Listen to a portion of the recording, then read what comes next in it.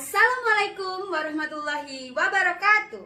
Perkenalkan, saya Rara Kurnia Septaliah, panggil saja Rara, bukan sayang. Halo semuanya, selamat pagi. Selamat datang di kampanye Stop Bullying di Kampus. Does anyone know how much bullying hurts someone? Yes, it is just really hurts. Tahu tidak? Bullying bukan hanya melukai, tetapi bisa lebih parah lagi. Ada yang sampai menutup diri, hilang selera makan, merasa tidak berguna dalam hidup, selalu dirundung sedih, rasa salah dalam diri yang selalu menghantui, merasa rendah diri, cemas, bahkan bunuh diri. Bullying adalah tindakan di mana satu orang atau lebih yang mencoba menyakiti atau mengontrol orang lain dengan cara kekerasan. Data hasil riset Program for International Student Assessment atau PISA 2018 menunjukkan bahwa murid di Indonesia yang mengaku mengalami perundungan atau bullying sebanyak 41,1%, yang menjadikan Indonesia berada di posisi kelima tertinggi dari 78 negara dengan murid paling banyak mengalami perundungan. Bullying dibagi menjadi dua, yaitu bullying secara fisik dan secara verbal.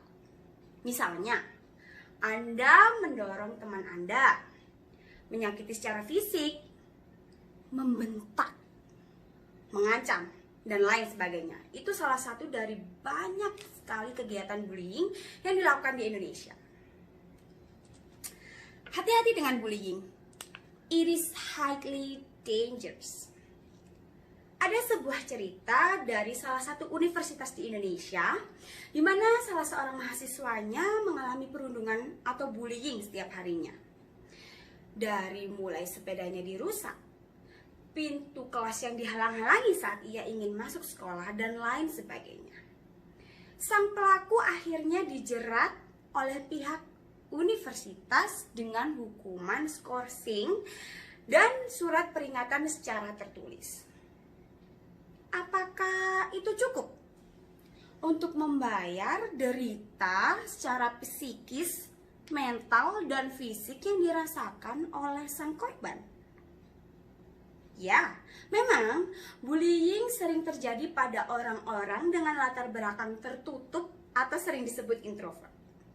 Tapi teman-teman ekstrovert, mungkin ada yang tidak pernah merasakan bagaimana menjadi seorang yang tertutup, pendiam, pemalu, dan jika harus bertemu dengan lingkungan baru dan teman-teman yang baru, ia merasa takut. Misalnya di awal mula perkuliahan. Itu susah loh, seolah-olah segala gerakan yang ia lakukan itu salah, dan menjadi pusat perhatian adalah bagaikan diserang serigala liar di hutan. But trust me, some people feel it. Oke, another question untuk teman-teman mahasiswa yang ada di sini. Apa tujuan Anda pergi ke kampus? Belajar,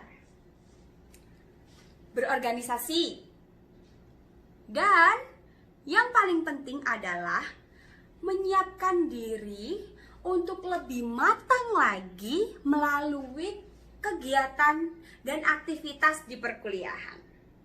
Oke, jika memang sepakat begitu, maka jadikanlah itu tujuan utama setiap kali Anda memulai langkah menuju kampus, barengi dengan niat itu. Karena sejatinya menyiksa orang secara fisik, secara psikis, sangat tidak dibenarkan. You better treat yourself first than people. So, if you're listening to this and still do the bullying, you are actually the loser. Pesan saya untuk kalian di luar sana yang masih trauma atau bahkan bullying masih sedang terjadi pada diri kalian, ingat baik-baik. tidak mungkin semua orang akan menyukai kita, walau kita telah berbuat baik semaksimal mungkin. Tidak usah aneh, tidak usah merasa kecewa, itu hal yang manusiawi. Tetapi yang paling penting adalah tetap berbuat yang paling baik, karena hal itu yang nantinya akan kembali ke diri kita. Keep going. You don't have to please anyone, better please yourself. Terima kasih kepada teman-teman mahasiswa yang sudah menyimak dengan baik kampanye pada pagi hari ini. Semoga ada manfaatnya, dan jangan lupa untuk menerapkan stop bullying di kampus. Terima kasih. Wassalamualaikum warahmatullahi wabarakatuh.